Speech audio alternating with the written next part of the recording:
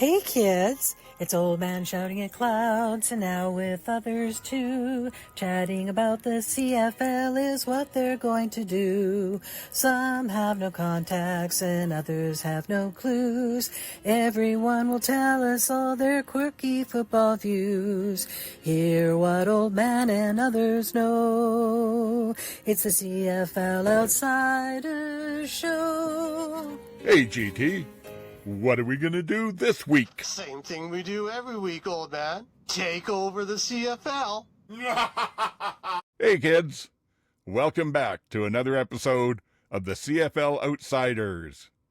I remain, as always, your 100% impartial, completely unbiased co-host, Old Man Shouting at Clouds. And joining me as usual tonight is GT in his Canada Day Canada Celebration outfit.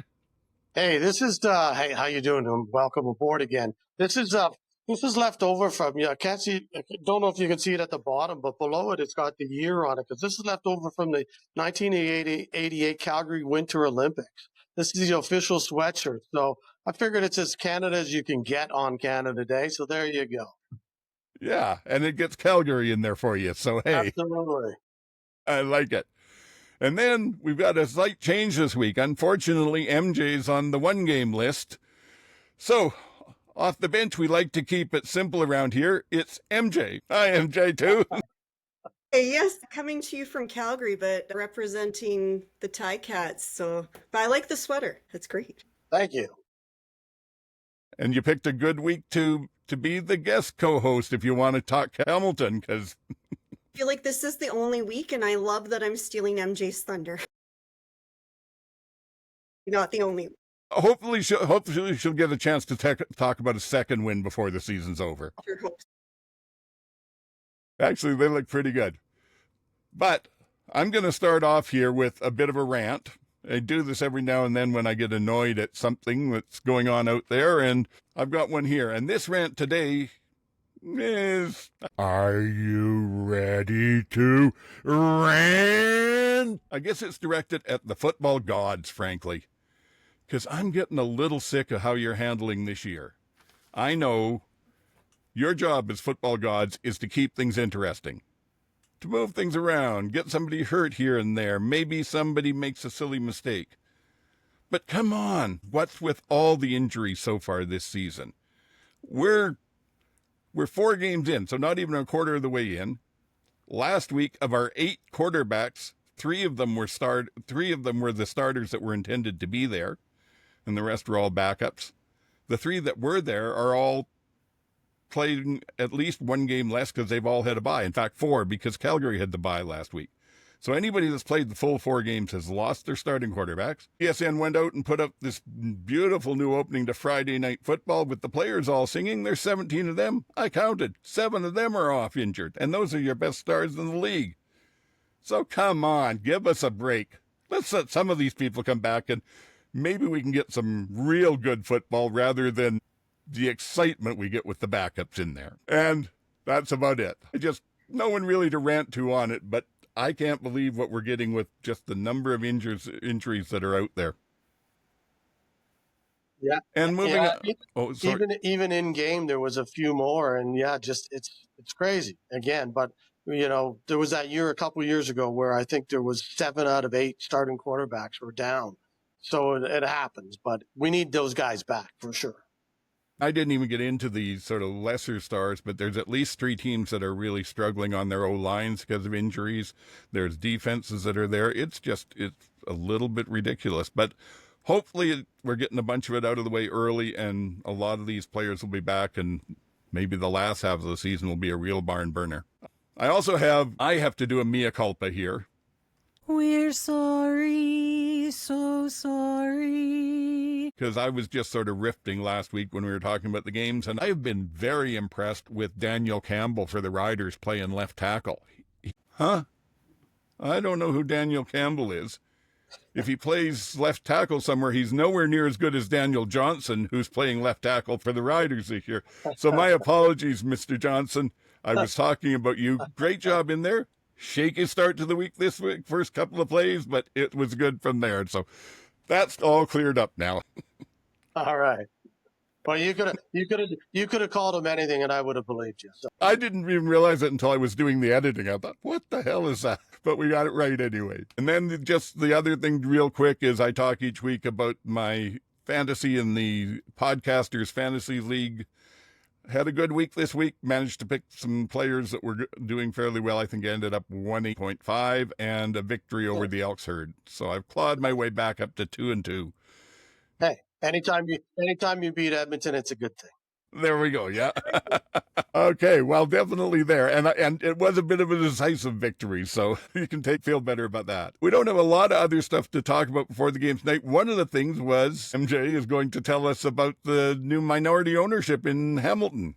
Yeah, this is really exciting, especially on Canada Day. This is a Canadian story that I think is such a great thing to share. So Marwan Hage just became part owner of the Hamilton Sports Group, and he actually is an immigrant to Canada, moved to Montreal in 1990 and went down to the States, but then came back and played for the Ticats for quite a long time. He got there in 2004 and was on the O-line. If you remember back then, yeah, like such a great place. So he was there for almost 10 years and he started a program called Hage's Heroes. And I think I was trying to look for numbers and I think he gave away something like 5,000 tickets in his time there to kids. And I was helping to feed families. And so he had this whole corner. They had like a huge poster, Hage's Heroes. And it's really exciting to see him back in Hamilton. He never really left the area. He owns some Tim Hortons. And like today, he posted a video of them delivering Timbits or donuts to first responders. So he's always been part of the community and has been awarded for that. In 2009, he won an award as an outstanding sportsmanship. So I just thought, what a great time for Hamilton. Getting someone who was not just a great player, but was such a part of the community to come back in, especially in the owners group. He said on his Instagram, he had an interview and he said, we can only go as far as the community, so we're going to go together. And I thought, this guy gets it. Like Hamilton is smart to bring him in because he is all about the community. And I know when caretaker Bob Young, same thing, like this idea of engaging the community. So I just thought, what a great week for the Ticats. You've got Bo Levi winning the most. You've got Marwan Hage coming back in. And I just thought that's really exciting for Hamilton. And so, yeah, I wanted to just share that today. They never did say how much of the ownership that he got, though, right? In that, it just said minority, but it never said how big. That's what, and it never put a figure on either the dollar amount or the percent. Yeah, that's what I thought. It'd be interesting to be able to extrapolate the cost versus the share versus the value, you know?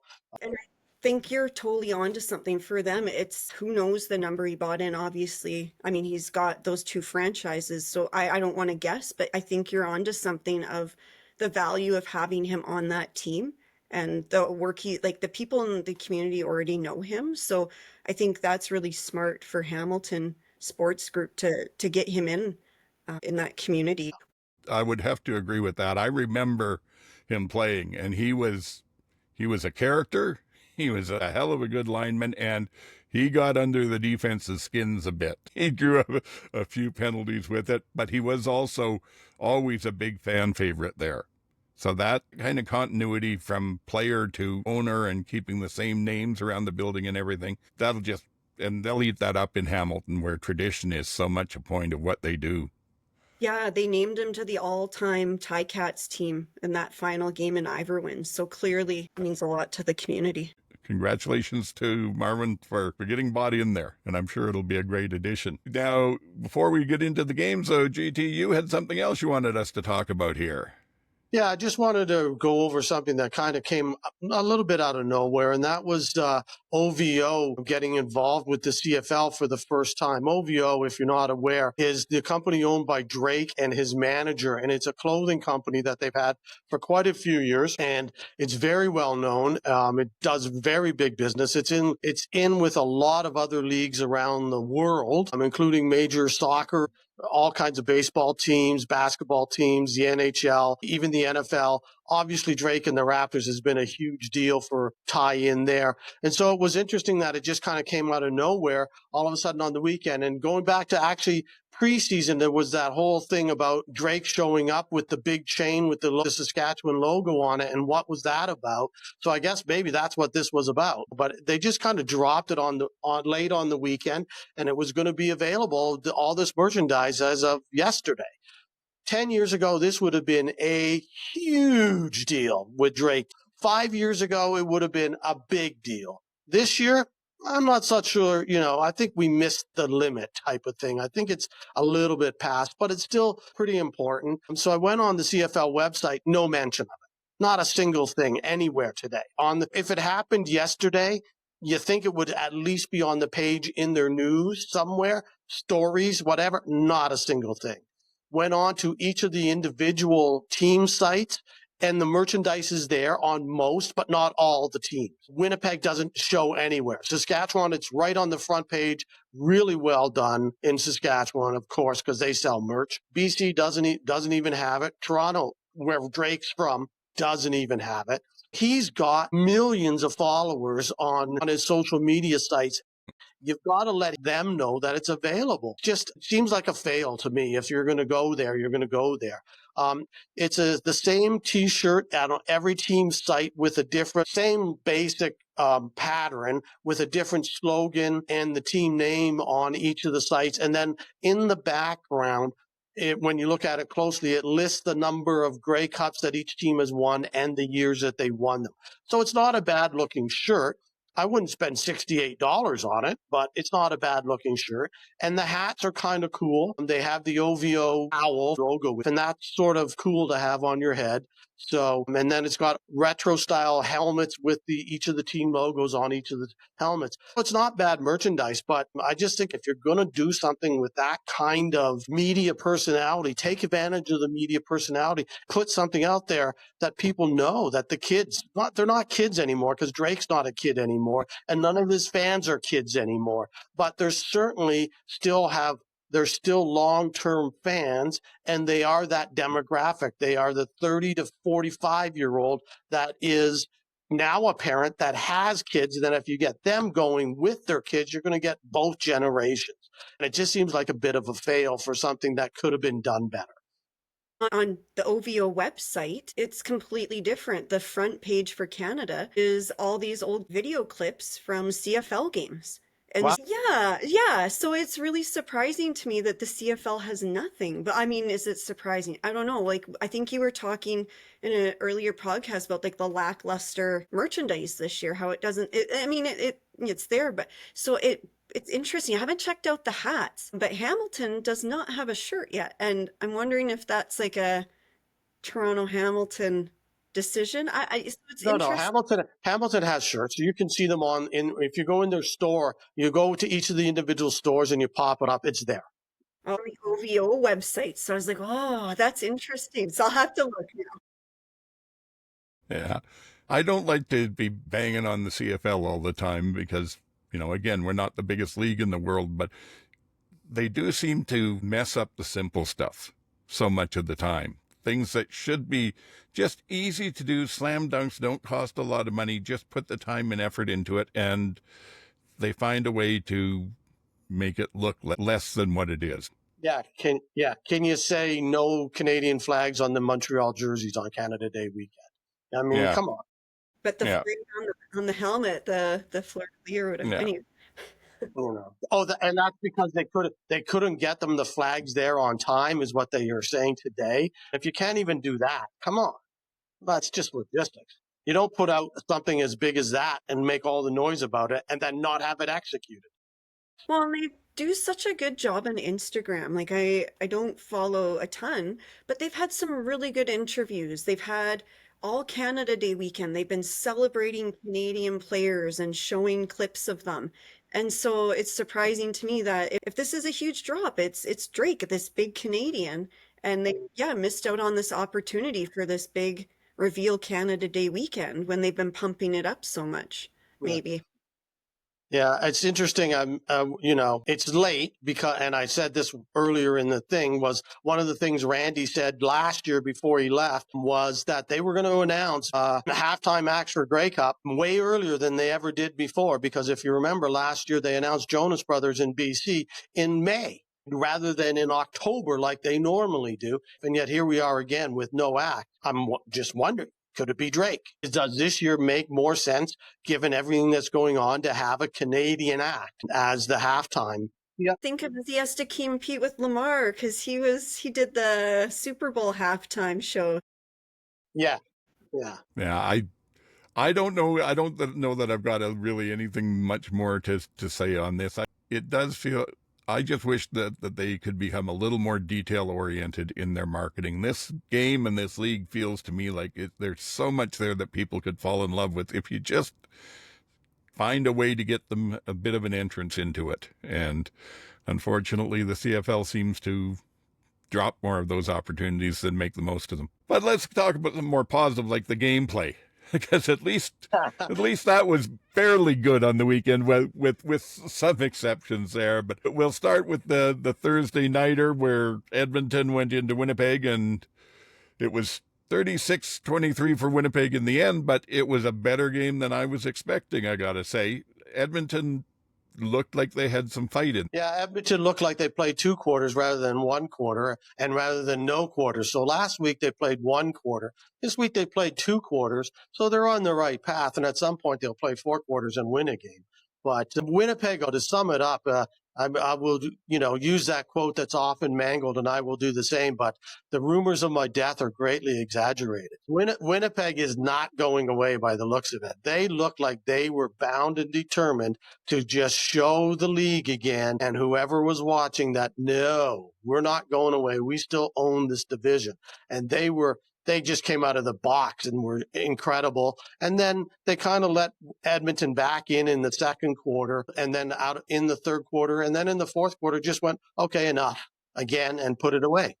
Dembski, was this his 4th touchdown in 3 games? Like, how do you stop? Yeah, Winnipeg, how do you stop and that this? was a great touchdown too. Yes. And apparently they did their best to stop him because he was a game time decision. And he still powered through and performed like that. But now the only caveat that I give to the Bomber fans that are celebrating as hard as they are is I think fully deserved with 3-0. But keep in mind, it's been BC and Edmonton. Yeah. You can only play who you play, but that's who they've beaten up on so far. Yeah. The interesting thing there is there's only 3 teams that haven't played each other, and they're all the 3 best teams. So everybody can say that about their opponents so far. So it's only Calgary and Hamilton. It's only Ottawa and BC. It's only because the only teams that are playing it are Winnipeg, Saskatchewan, and Montreal. So those 3 teams haven't played each other. So we're not going to know until they do. Yeah. Well, and it's great to have Collaros back. Like, that made a huge difference. The fans went wild when he scored that touchdown, and I just think they've got something going. I don't know if they're in a bye week, but they've got something going, and that's hard to stop. Well, he did. And again, this is possibly the other person I share this brain with who's the big Rider fan screaming at me about the Bombers. But I will also say, though, that Collaros, what I've seen is he has about 1 or 2 of those games a year, and he was phenomenal. Do I expect that to happen next week again? I don't. Do I expect them to win? Yes, because of the defense that they've got, and the offense is good. But those 3 or 4 touchdown games for Collaros and big passing yards are few and far between because their running game is so good. I look at it from when I'm doing the fantasy picks, and whoever picked Collaros this week was great. The top 6 scorers in my podcast league all had Collaros. Top 5. And then I was number 6 who took Bo instead. But, when he has a game like that, it's great. But I wouldn't count on it. I do think Winnipeg's a very good team, and I think that they're going to be right there at the end of it. They're playing better than I thought. But I am curious to see what happens when they play against either Saskatchewan or Montreal. But even a game against Ottawa, if Drew Brown is in there, that would go a ways to letting me see what they actually are as a team. This Calgary game coming up could be a good good way to answer it, although my fear is that with the linebacker situation Calgary's been going through, even with bringing Kyle Wilson in, I don't know they'll stop that Winnipeg running attack. But I guess that's for later.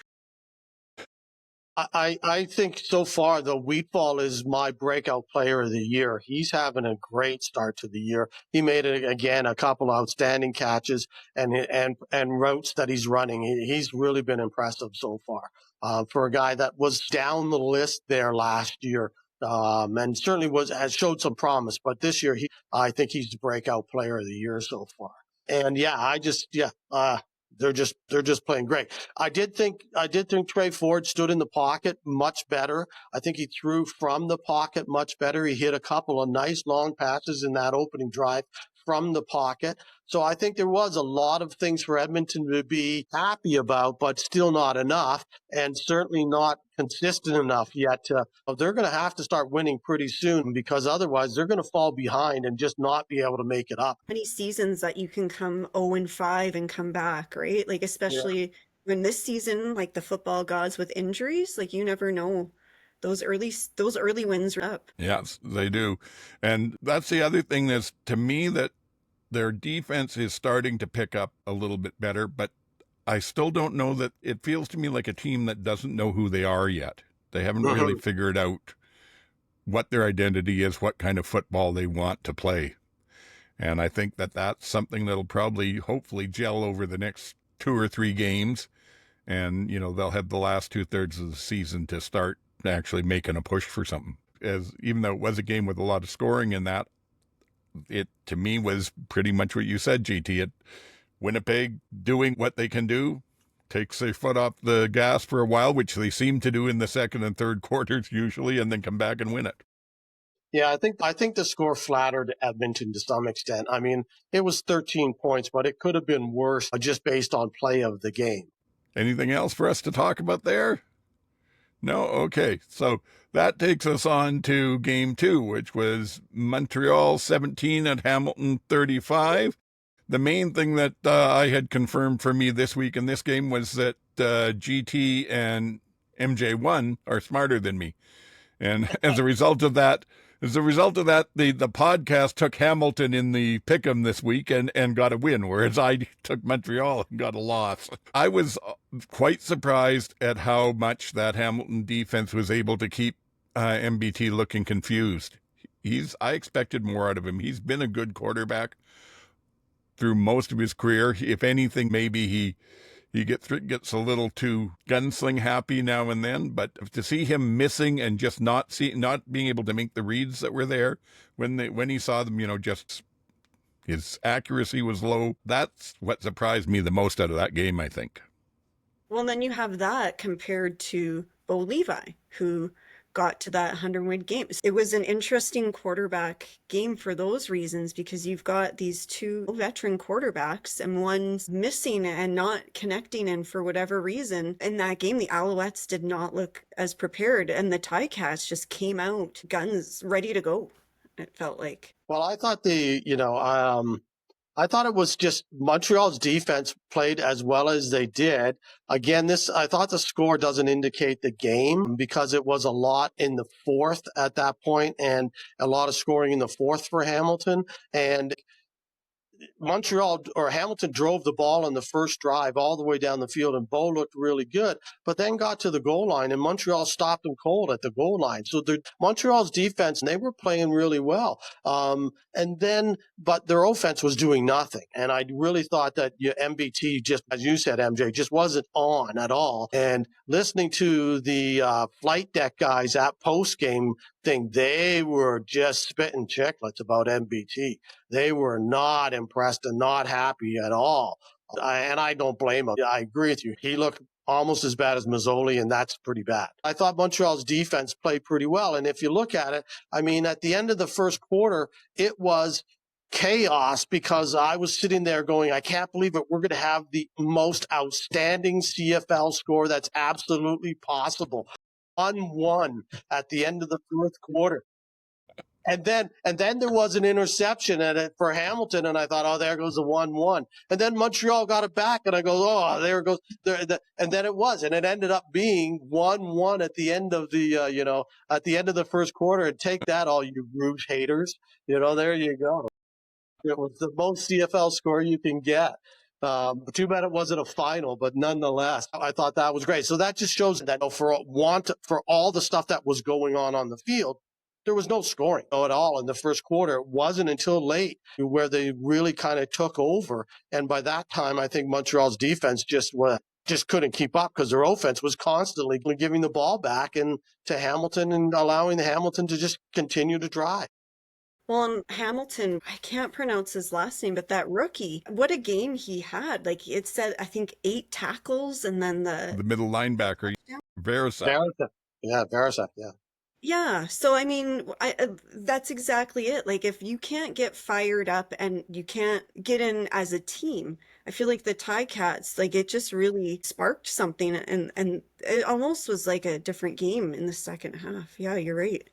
And I can't wait to see more of Verisak because, frankly, he was in the right place for that interception and getting a pick. Yeah, there was 2 Alouette receivers both standing side by side that neither of them should have been there, and then it was like, so he made a great interception and was able to score on it, but MBT shouldn't have thrown the ball. It was just a bad offensive play that he took advantage of, but that's what you have to do. And yeah, he was a great draft choice by the Ticats. He's going to be there. He's Zambiazzi coming next. He's going to be there forever. Yeah, that's what I was going to say is, right place, right time for the interception and give him that. But I can't wait to see him with another 4 or 5 full games under his belt because he was playing well. But to me, he was playing like a rookie. He was still playing a little bit more safety than linebacker. He was making sure he had room to get to and make the tackles and that. Once he starts just trusting his instincts and crashing when he reads run and stuff, I think they've got a keeper there. He's going to be very good. Absolutely. And then go ahead, MJ.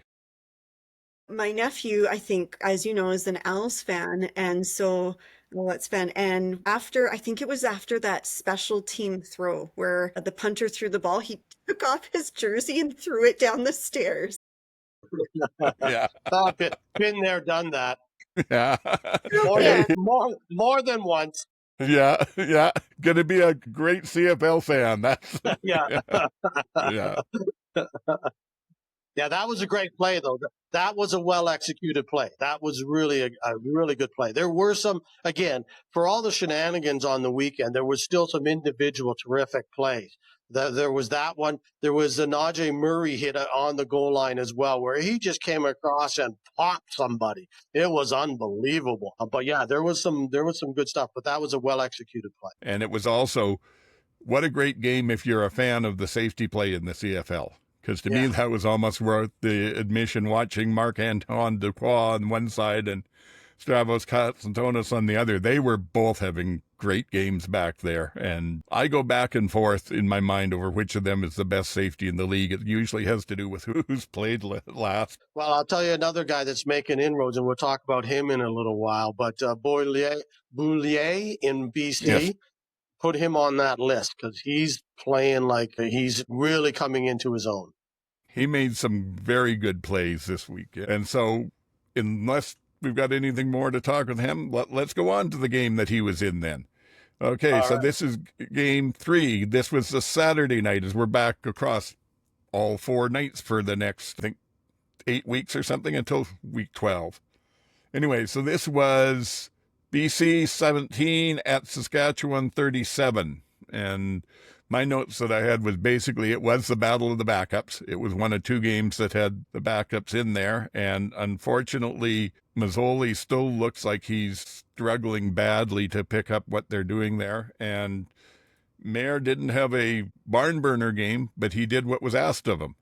He didn't give the ball away. He didn't fumble it, didn't turn it over, and that seems to be what they needed for that win. Yeah, this is a game that actually the score was kind of indicative of the game because BC just did everything wrong. It was incredible how bad they were in every sense of the game. And Saskatchewan just managed it. That Hage running hard the entire game from the beginning to the end. And as I said, my note was Hage running hard, Mayor doing Mayor things. Lots of short sideline passes. He did nothing that was going to, as you just said, man, that was going to get him in trouble. There was one pass that I think went more than 10 yards, and it was a nice one, but the receiver was wide open because BC finally decided to blitz and left the guy wide open down the sideline. It was crazy. So this game, and, we can say, here's another team that you can say, well, they've only played because Saskatchewan's 4-0. They haven't played anybody good yet. And they played, literally, who have they played? They played 3 teams. Ottawa's the best that you can say because they had Brown in there for them. Just because they haven't played each other, it's hard to get a feel for any of them there. Yeah, because I honestly didn't think Saskatchewan looked terrific. I just thought they looked okay at best. And it was because BC just did absolutely everything wrong that you could possibly do and still play 60 minutes of football. They fumbled, they intercept, they did nothing. I mean, and Benavides, they couldn't stop the run at all. It was a waste of time. If Benavides, I don't know how he still has a job after last week. He should have never had it to begin with as the DC in BC. And I don't know how he has it after last week. He should, the first coach to be fired, my hot take should be Benavides. Well, no, like I've said his name wrong, but he had, 100-yard game. Like that's huge. So BC clearly had no answer for what was going on, for anything, right? That was going on. All my notes said penalties, and then we left early. Yeah. Penalty after penalty. Every time they got some momentum, they buggered it up. It was either a penalty or an interception or a drop ball or something. It was just one thing after another. Here's the note that I put down. They showed the stats at the end of the first quarter. In Saskatchewan had the ball 10 and a half minutes in the first quarter. That's crazy. You're not winning a football game. Yeah, exactly. Yeah. And I think they ended up over 40 minutes of the game time. So doubled up the time that BC had. And like you said, their defense was playing well. Their offense was running the ball well. The passing game wasn't great, but it got done what it needed to. And to what you said, even the one deep throw to Robustelli there, he was wide open. If that had been a good throw, that's a touchdown. Yeah. As it was where the ball was placed, he had to twist around in the air and turn himself into a pretzel to even get it and get one foot down. So it's not like it was a stellar game from Mayer. But like I said, I think to me the biggest thing was what they wanted and what they got out of him was he didn't turn the ball over. Yeah, it was interesting. We had all my family together Saturday night. We had a barbecue and the game was on, and so you had the TV on, and all you could hear is we were with a bunch of BC fans, not a single Saskatchewan fan in the bunch, and just lots of yelling at the TV. So you're trying to have a conversation, and I just thought, oh, you're not winning, just turn off the game. And then like I said, we ended up leaving early. But for a Saskatchewan fan, it was a consistent game. It was nice to see. Not for BC fans. And really, the only time that it looked like it was actually a game and not a complete blowout was that one drive that BC put together where they went hurry up midway through the second quarter. And for whatever reason, Saskatchewan had no answer to that.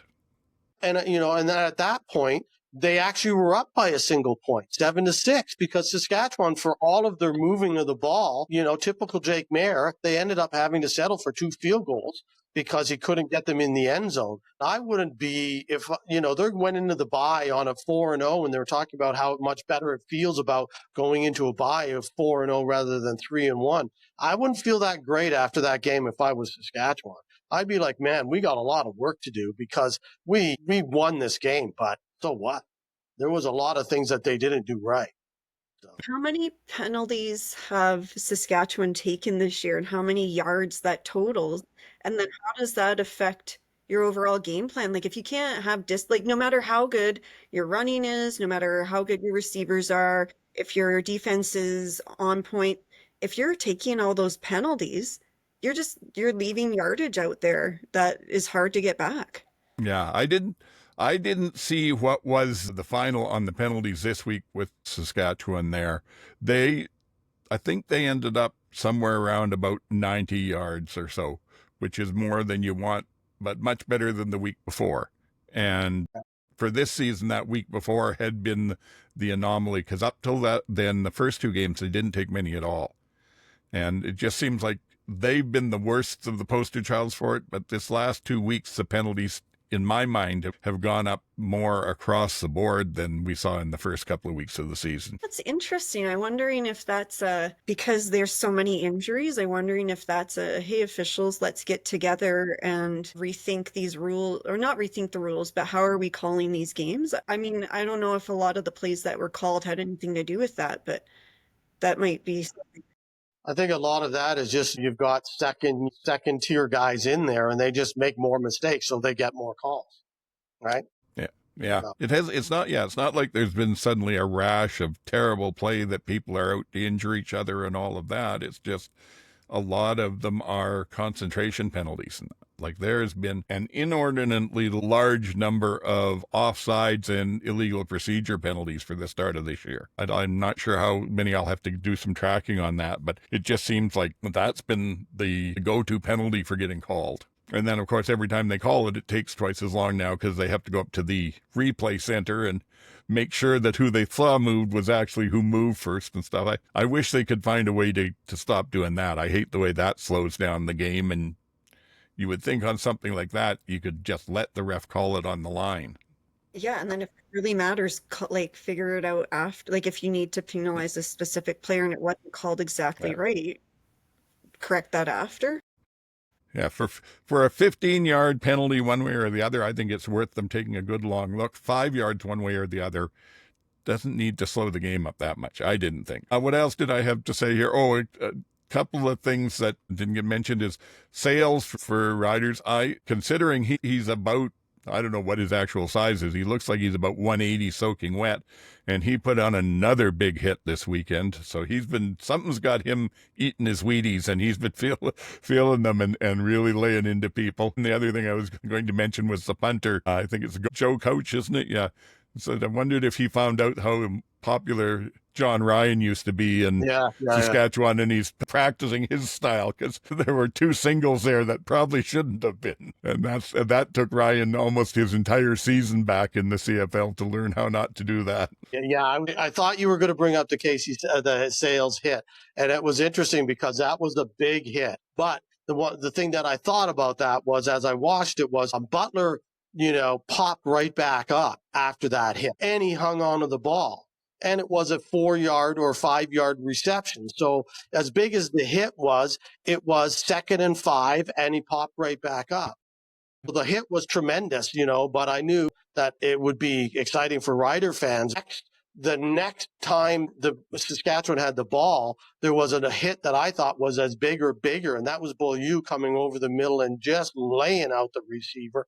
And the receiver did not catch the ball. And it was a much longer pass in a second and, converting. So that was a much more effective actual hit than the one that Sales laid out.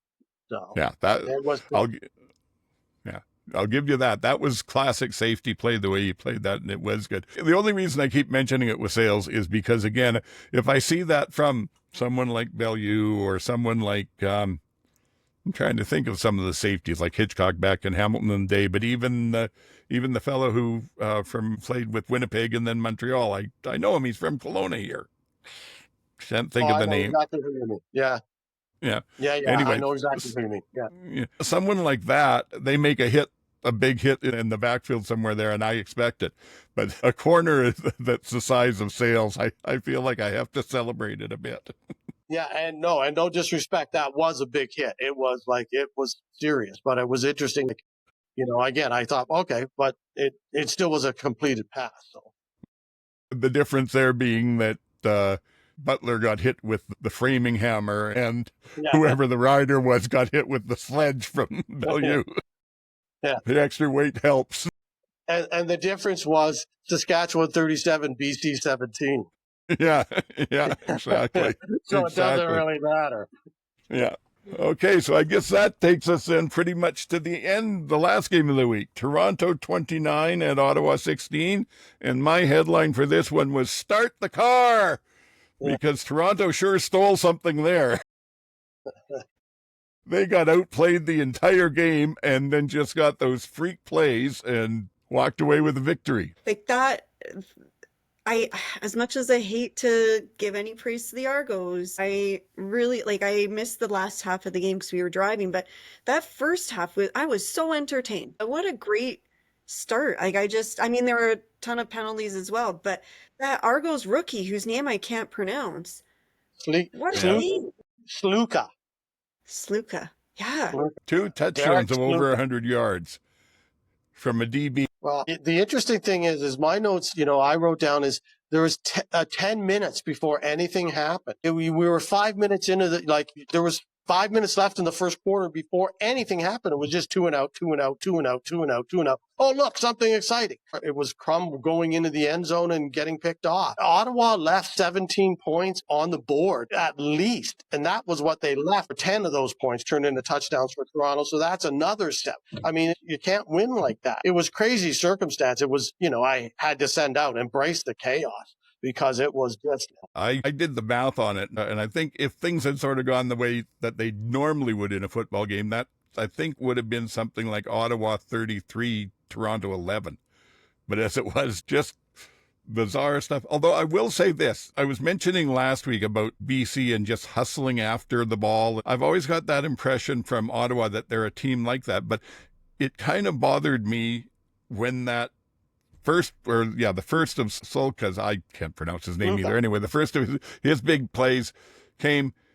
Frankly, Pimpleton fumbled the ball and then stood there and watched him pick it up and made no effort to even tag him down. And that, to me, feels kind of like the same, like the teams that are out there preaching in practice, every practice, with your offense, you protect the ball, and with defense, it's our ball. You go get that ball. When teams harp on that, you see it show up in the play, and I get the feeling that that's not something Ottawa really preaches a whole lot, or BC, because again, we've seen plays 2 weeks in a row that they've just been lackadaisical about giving up big plays. Well, there's a couple things there, and I agree with you on that, where people, and as I've talked about it too, where people don't play to the whistle. You're supposed to play to the whistle. There was no whistle on that play until he ran into the end zone the other way. Now, in defense of Pimpleton, there was a lot of controversy on that play that wasn't talked about on the broadcast at all. Never even mentioned on the broadcast. And somebody brought it up on Blue Sky, and then it went back and forth quite a bit on Blue Sky. And I'm sure it was over on the Bad Place too. But it was because Franklin, as he came over, he went out of bounds, came back into the play, and then punched the ball out. Now, that was a legal play, but it doesn't look like it. So in Pimpleton's defense, he might have just thought, this play's whistled dead. I don't have to worry about it. That he punched the ball out. That's not a fumble. He might have thought that because it's such a bizarre circumstance, because he didn't tiptoe. He went right across the whole line and back into the play. It was blatantly obvious on the replay that he had done it. And people were, how can that happen? Well, I finally looked up the rule today because it was, back and forth that you can't do it. And yeah, you can do it. And then someone else clarified finally that that is allowed. You're allowed to go out of bounds, come back in, as long as you establish that you are back in bounds before you interact again on the play, which he clearly did. So it was a legal play. It was the right thing to do. I thought they should have done something about that on TV, showed it at all, because it was pretty obvious that he'd gone out of bounds, but they didn't. Ben Grant from the Argos broadcast explained the rule but I was surprised that it wasn't until today that people were finally getting the right information about it. But that was a tremendous play where Sluka just picked the ball up. Pimpleton was there by himself on an island, right? Because he's the receiver. He's the receiver. Only one with a chance. In the meantime, there's 4 Argos there because all the defensive guys have rushed to the ball. Sluka had 4 guys to block for him right away as soon as they all started trying to run down the field. Only Crum had a chance to catch him, and he didn't. On that play for Franklin, he had a couple of penalties, and I don't know if he was the one that Dinwiddie was really upset about the week before, But when he punched that ball out, I thought, okay, here's his redemption moment, creating this opportunity that got run back for a touchdown. But I thought before then, like I think he had 2 penalties before that happened, and I thought, ooh, this guy has got to do something big. And then that happened, and I thought, okay, big play that he clearly was keyed into that play and wanted to make something happen to show coach, I can do this.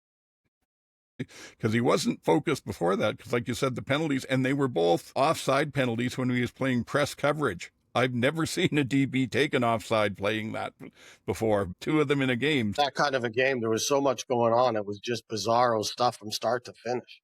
Like I said, I was entertained. Oh, Yeah. yeah. And even Crum made some passes that weren't bad. He didn't look fantastic to me, but I'll say, frankly, he looked better than Schultz. Yeah, when the one game he played. I would still love to see Tyree Adams get a chance, but Me too. Me too. But I don't think Crum played badly. And in fact, I thought they were getting some momentum there into the late third and through mid part of the fourth quarter, and it looked like they were going to kind of make it back until Coxie made that great catch, and then kind of got the momentum back for Toronto. But yeah, and then we could talk about there was the Ryan Hunter big guy TD, which was terrific.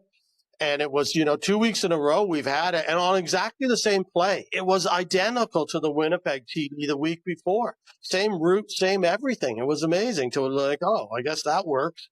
Now everybody will be running it. Yeah. As a defensive coach, what do you do now? That's great. But I thought was better was Lee Jr. on Ottawa, the offensive lineman that caught the batted ball, and then the spin move and everything else. That was terrific. He was chugging there for 5 or 10 yards. Yeah, and that 5 yards got them 3 points because it got them back in field goal range. Yeah. Yep. No, I love to see those. Like you said, it was the same play call, but it turned out completely different because whereas Eli from Winnipeg had to work for his, Hunter was. Yeah. He was the only one in the end zone. Yeah, he cruised. No doubt about it. Going back to what you said, GT, about no one catching that rule, like La Police was doing color commentary on that game, and he loves explaining things. So it's interesting that he didn't catch that one, because I'm sure that would have been like his thing. Well, they also missed something later on between the two of them, between him and why am I thinking Smith? Where it was our second and goal, and it looked like Ottawa got a touchdown, but it wasn't called a touchdown. So then they had to come back out, and they kind of lost track of where the game was. And they came out and said, Rod Smith said, they're lining up for a third, for a 2-point conversion. And it was like, no, that's not a 2-point conversion. Third and goal, 3rd and 1 again. So it did very much. Well, and you had to be, because the only signal that you got on that was on, or at least the only thing I saw that was televised was on the play itself when he went in and there was the whole crash up at the line. The line judge came running in with the 3rd down single and pointing at the 1 yard line. But that was that's why I knew what was going on and knew that the announcers, I think it was Rod Smith in that one, wasn't it? That he was, he was a little off, but he figured it out eventually too. Yeah.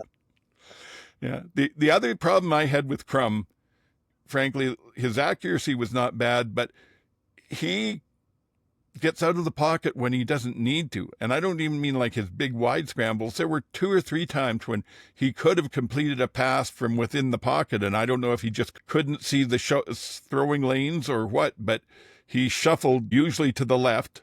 Some do it once to the right, but usually to the left 2 or 3 steps, and then took 2 sacks doing that.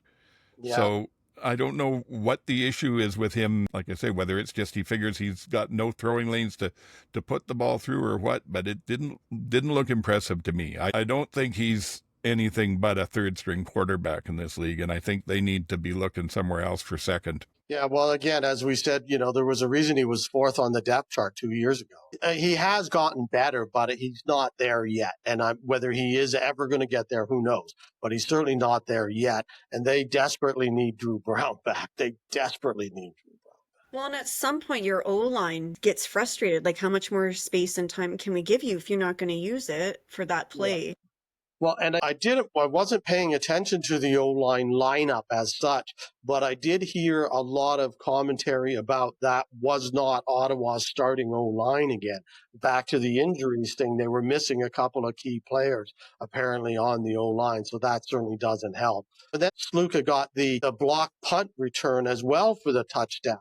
And that was an incredibly smart play by him to turn it back and go the other way. I thought he was crazy for doing that. I thought he was going down for sure. And then yeah, well, because it was blocked in one direction and he went all the way to the end zone on that side. When you got all the big guys out there for the field goal team, you don't have a lot of smaller players on that kicking team, and they're all headed over there to make sure he doesn't come out. So then he turned it back the other way and it was wide open and off he went. So that was more impressive than the first one in my mind. It was football smarts. And frankly, Ottawa would have been better off in that situation if they had been kicking a 40-yard field goal, because then they would have had their smaller team for coverage. Because you could see, once he was in the end zone with 300-pound guys around him, it didn't look like it was going to end up good, and it certainly didn't. Yeah, it was a good weekend for the rookies, that's for sure. One of the other things about the game, just to mention quickly, is that Toronto finally got a couple of players back, a couple of starters. DeVaris Daniels came back, and he looked quite good. I thought he played really well. He looked sharp, made a couple of really nice catches. And also Janarian Grant came back, and while he wasn't the guy that made those, that punt return or anything like that, he had several decent returns. And I think he just puts a fear into the other team enough that they have to play differently than they would if he's not there. They cannot be as aggressive. So even just the mere fact that he's back there makes a difference. And this week he'll probably be better. So yeah, I think the Argos might be getting some players back, and we'll see if this kick starts their season. So a lot of teams that were 0-3, Toronto, Hamilton especially, maybe have kick-started themselves in the right direction this weekend. So. And they'll need that, because they also said last week, they came out and said that Kelly won't be back till, what is it now, week 7? Because they have 2 games coming up and then a bye, and they said they were expecting him back after the bye, so that would be week 7 or 8, something there. But yeah, they'll be without him for a while, and that makes me wonder if maybe there's something else going on there with him and with the injury. I think about the fact that, look at Mazzoli, what really did him in was getting that injury in Saskatchewan, which should have happened to him, and then when it was healing, he got infected, and that kept him out for 2 years, and he's never been the same player. So I'm hoping we're not seeing something like that with Kelly, where it's going to have longer term effects and just the recovery. I mean, when you think about it, really, it's 7 months ago that he did that double fracture. So that's a pretty aggressive schedule anyway, but I hope he's going to be back soon. They need him.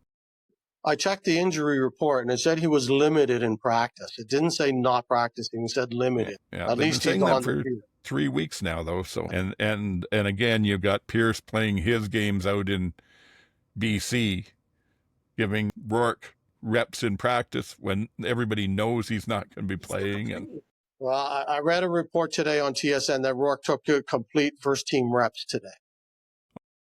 That's good news for BC. I don't know anything about an oblique injury like that, but I do know I was listening to one of the other podcasts out there, and somebody was talking about their baseball experience, and they said it's a common injury in baseball where it's from the throwing motion. It wasn't a contact.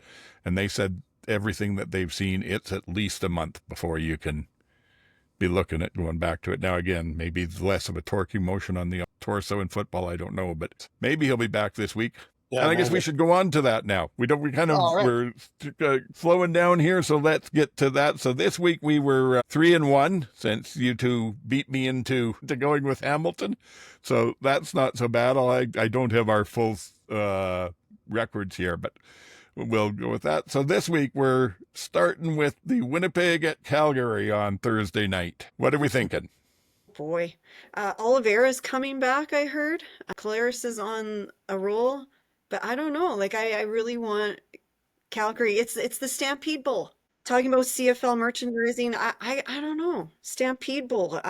I don't know. With that really nice trophy that looks like it's a kid's Transformer toy or something. Yeah. I posted it looks like Loki's helmet in red. Yeah.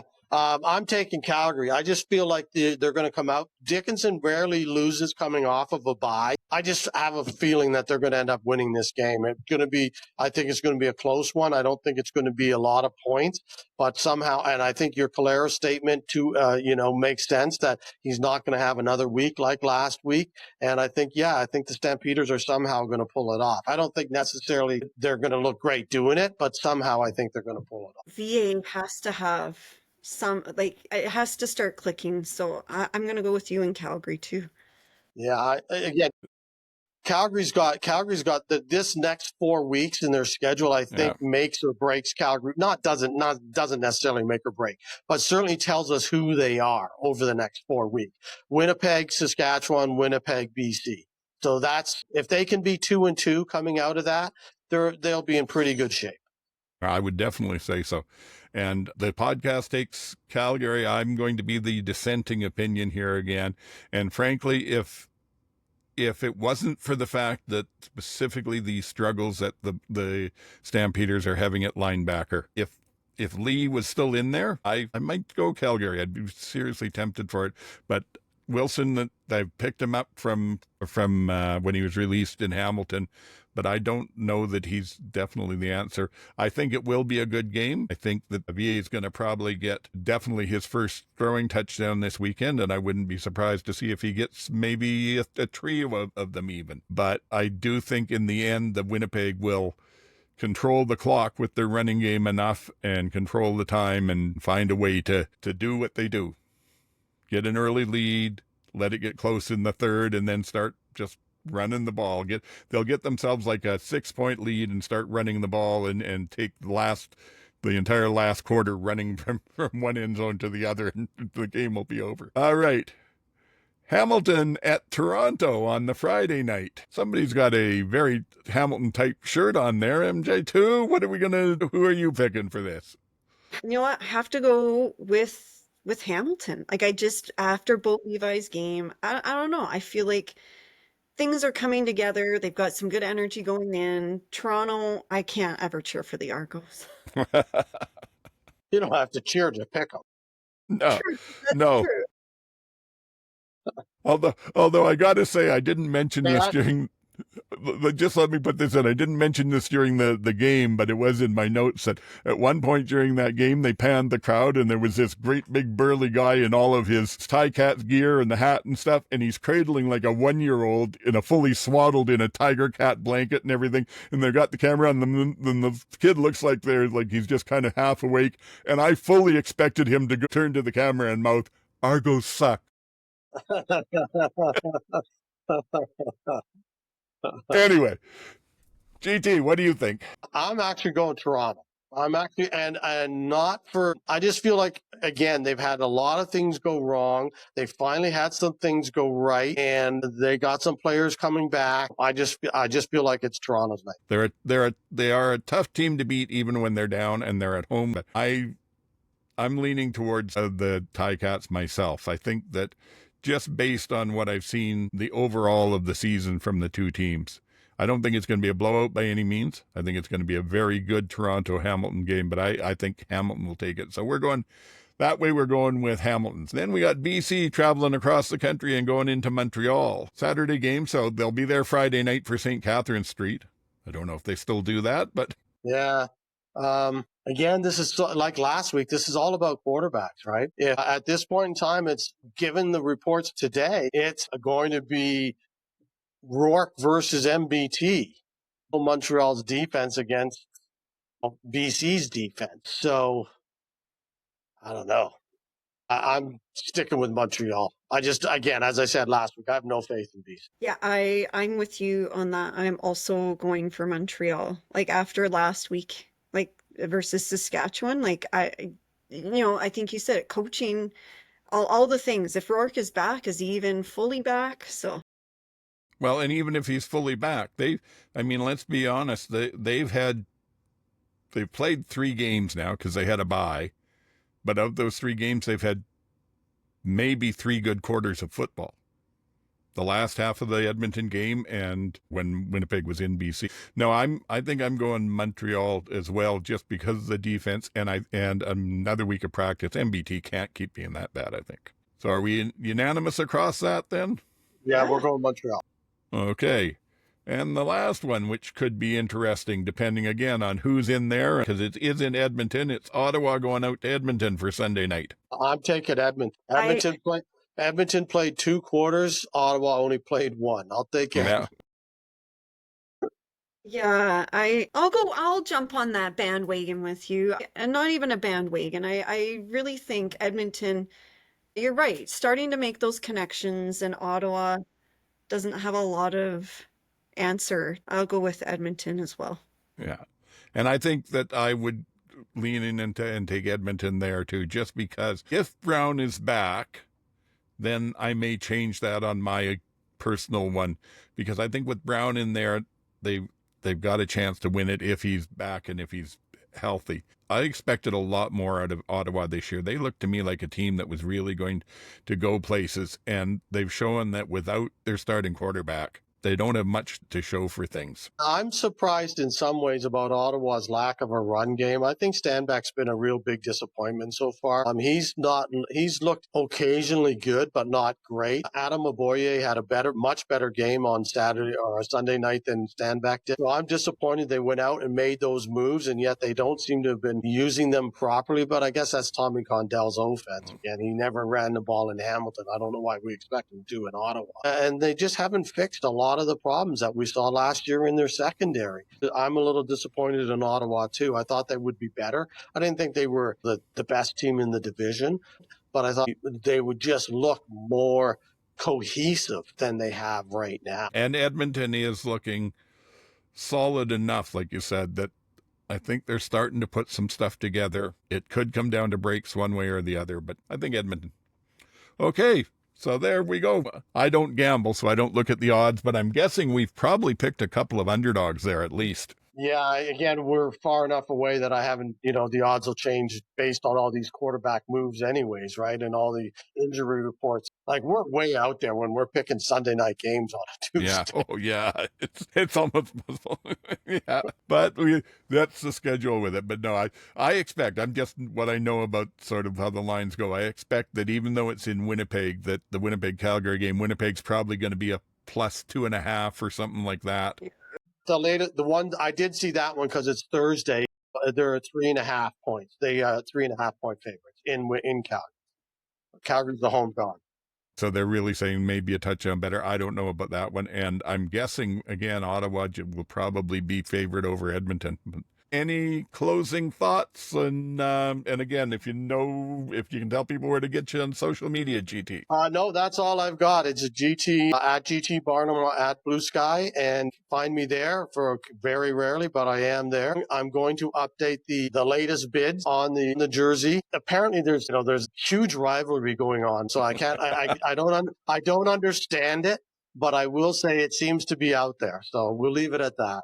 Good. Well, hopefully it'll drive up the price a bit, because all the money goes to CFL Fans Fight Cancer. And if anybody missed that last week, GT's auctioning off a Casey Printers Hamilton #1 jersey. And that's auction will run through basically the season, and all the proceeds are going to CFL Fans Fight Cancer. So thank you for that. My partner, he says I need to stop bidding on this jersey because I need to wait until October at the last minute and swoop in. But secretly, because he's the Stamps fan, I don't think he wants it in the house. Well, you got to fight for your space too. True. If you get it, make sure the first time that he sees it, you've laid it out on his side of the bed. All right. Any social media handles you want to give out? Anywhere to get a hold of you if people...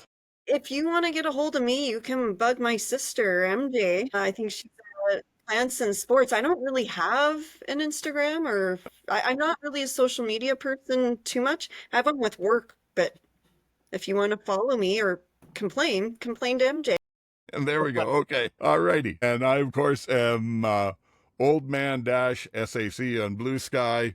And the overall show is on X as just the CFL Outsiders. If you want to hit us up there, if you want to send any emails or comments, then the show email is oldman, all one word, dot shoutingatclouds, all one word, at shaw.ca. And I'll put all those in the show notes, of course.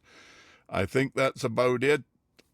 The regular bag stuff. Please subscribe, comment, all the stuff that'll appease the great logarithmic gods out there and get more people seeing the show. We always appreciate that. I hope you have a great week of CFL football. And for GT and MJ22, this is Old Man saying, get the hell off my lawn.